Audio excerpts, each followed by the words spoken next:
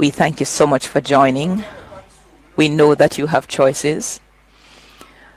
We're happy when you come here, happier when you find reasons to stay. This is the hotline. So today is the last working day before nomination day, which comes up on Monday, the 18th of August, 2025. I heard the Director of Elections, Glasspool Brown, yesterday on Radio Jamaica giving some usual and useful guidance on what to expect for nomination day. And I note as well that the front page of the newspaper yesterday, the Gleaner, by-election blunder, with the Kingston mayor demanding a halt to the poll amid questions around the procedure for announcing Seavright Gardens vote. And there are by-elections for local government divisions of Chancery Hall, Olympic Gardens, Denham Town, as well as Seavright Garden that have been announced. So I made an inquiry this morning of the Director of Elections what is to happen come Monday in relation to Seavright Gardens in light of the concerns raised by the Kingston mayor. And as you should recall, and I read parts of this yesterday, in a letter dated the 12th of August, Mayor Swaby's attorneys said the proper procedure for scheduling the by-election for Seavright Gardens that was not followed.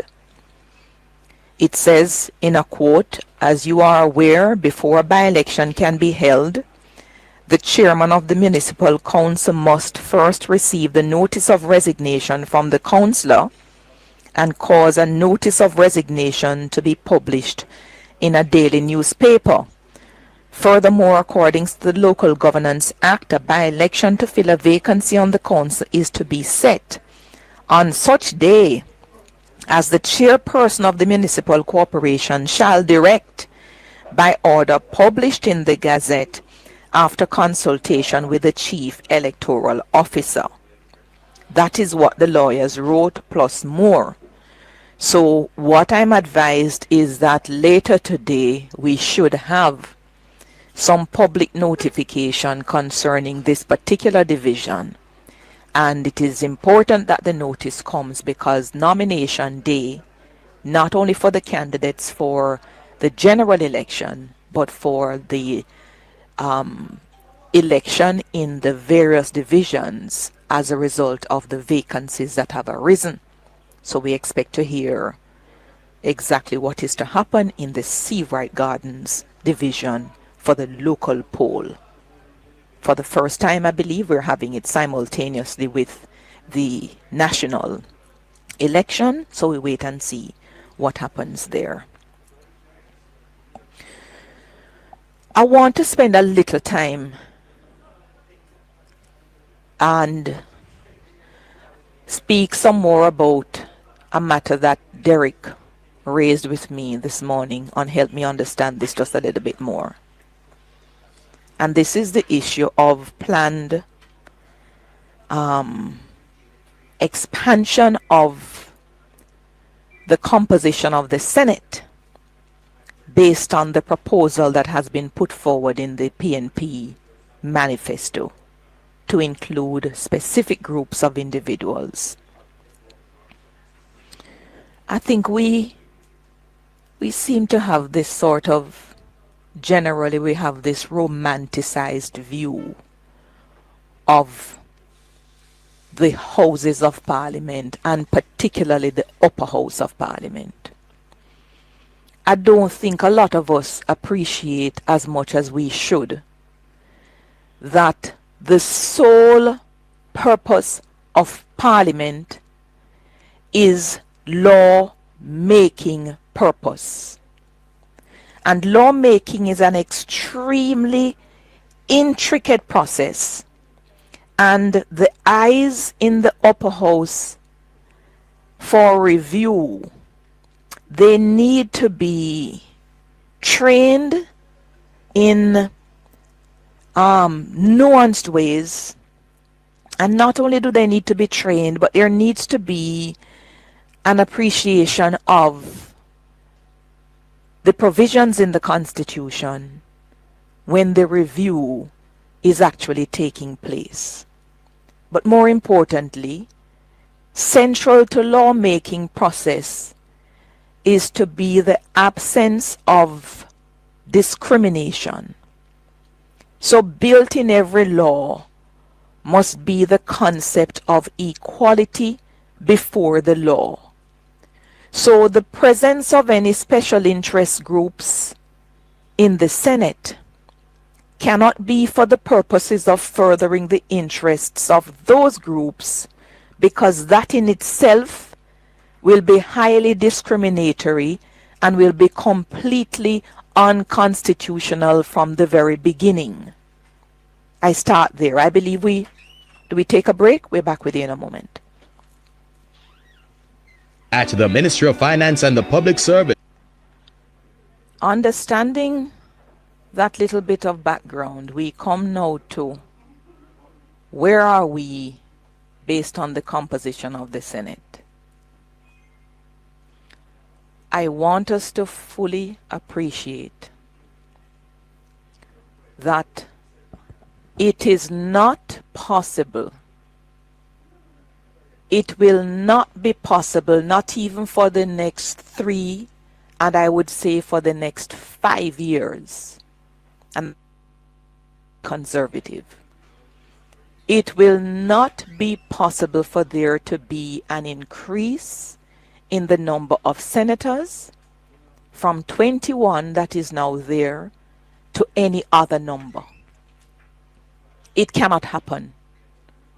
It cannot happen because for it to happen, there has to be a change in the Constitution. At the moment, we have 21 senators. That's what the Constitution says the Senate shall consist of. 13 of them appointed by the Governor General with the advice of the Prime Minister, and 8 appointed by the Governor General with the advice of the Leader of the Opposition. Remember that one of the 13 becomes the President of the Senate. So when there is to be voting on any bill, the government side has 12 people on the floor maximum to vote if they are present, or you cannot vote in absentia. When I did a little bit of calculation on this, the framers of the Constitution, they were very deliberate in the number of senators that they put and the ratio between government and opposition. And the reason is the democracy is given life, not merely by the people voting in an election, but the people are able to, in some kind of way, decide how to change the course of what happened before the election by empowering through their votes the elected representative, some of whom become the policymakers through cabinet. Those people give drafting instructions for laws to be passed. So for example, where we've had in recent times murders ballooning out of control up to some years ago, we've had a look at the Bail Act, for example. We've had a look at the sentence for capital murder and non-capital murder. And the life is the sentence, but the eligibility for parole, there's a statutory minimum that was there, but that has been increased. That has happened because the legislature, which is now made up for the most part by members of the governing party, They believe that having had the nod of approval at the poll by the people, it empowers them to make law for the good governing and governance of the country. So when a bill is brought before the lower house of Parliament, the expectation is that the lower house will also set up, in most instances in the purest form of government, joint select committees, so that a diverse range of people with different backgrounds can come and give their contribution on particular provisions in the bill. Those individuals include Maroons. They include members of the church, members of civil society, members of the Bar Association. They include coconut vendors, anybody who feels led. They have time to go and prepare submissions before the Parliament so they can be heard on what is being proposed in the bill. And then the members in the lower house vote. The members in the lower house usually vote according to the makeup of the Parliament, and there are usually very good reasons for that. If you do not vote to change the law, then the law cannot be changed, and then it means that the people, having voted for a change in government or having voted for the government to remain, may not be able to see any change in government if people don't vote for the new laws that come into play. And apart from that, when the bills go to the Senate has been strategically made up in the ratio with which it's been made, because the governing party needs to be able to have the bills in the upper house sanctioned after review so that there can be a change in the law.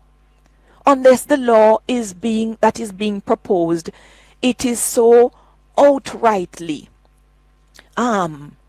unlawful, or if it is a breach of the Constitution, that we don't expect the senators to vote to bring that sort of law into being. But the good reason why there is a great symbiotic relationship between the lower house and the upper house is to, at its core, give effect to the will of the people who have voted in an election. So you do not want a Senate where you're going to populate it in such a ratio that these special interest groups, from wherever they come, are in such numbers that they can defeat the will of the majority of members of the lower house who've been elected by the people through a vote in the election, especially after a vetting of the bill through a joint select committee. I say this because this sort of, as I said at the top, near-romanticized version that we seem to be having of the Senate, it is a bit warped. There are people who've studied this from so many years ago and understand the need for one chamber to oil the other chamber in its review of the laws. So when the bills go to the Senate is really to make it better. And the Senate is not supposed to defeat the bill unless the bill at its core, it is so bad that no reasonable Senate should actually seek to bring this into being.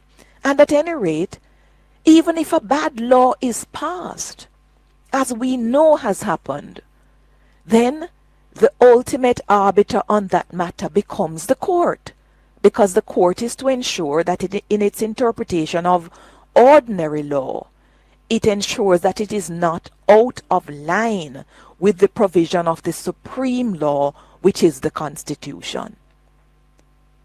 But on top of that, having thought about the question I was asked this morning, nothing stops the People's National Party post 3rd September 2025, whichever side of the government it ends up.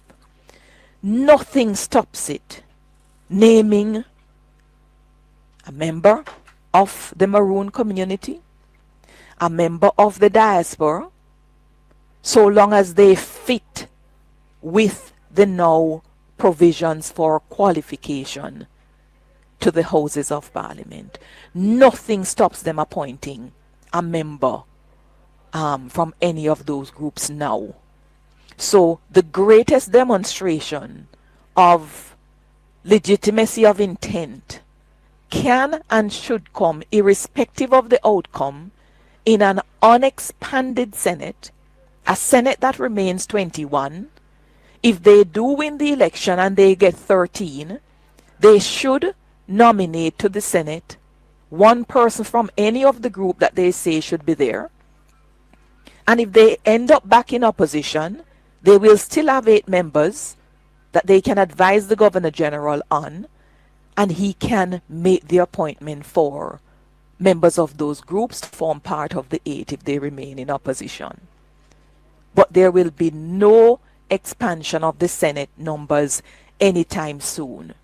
And worse, because, listen, we have had a constitutional reform bill that has been tabled in the Parliament. There's actually a joint select committee that has been reviewing the provisions of the bill for months upon months now. And that entire process has been thwarted because of a lockjam situation where one party says, let's go with the removal of the monarch as the head, and the other party says, no, we're not going to move unless you twin the removal of the monarch with doing away with the Privy Council, and not only doing away with the Privy Council, but installing the CCJ as the final appellate court. At no point soon will there be any change or reversal in this situation, so there will be no change in the composition of the Senate in terms of numbers anytime soon. Those are my thoughts. Do you or someone you know have a drug